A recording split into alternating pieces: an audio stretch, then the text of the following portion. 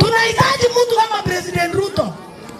Anasimama na kusema mabarabara yote nitajenga. Hata asipojenga. Mimi hata ningekuwa niko na kura mingi, ningepea president even 5 term. Ya tuahidi tu.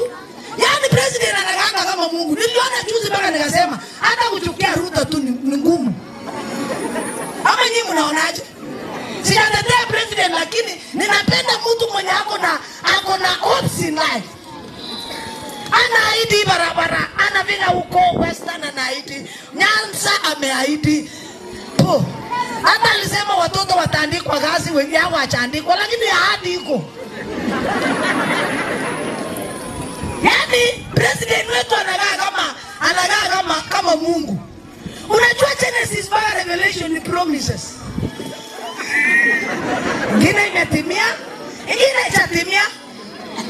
Na hatujawahi endea Mungu maandamano. Ama si alisema anarudi na hajairudi.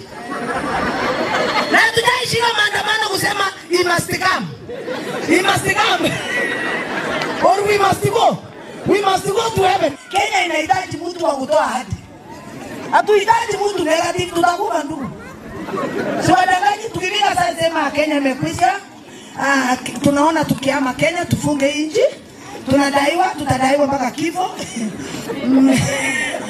Wewe bado utakaa hapo. Lakini akifika anasema Kenya iko imara. Barabara yote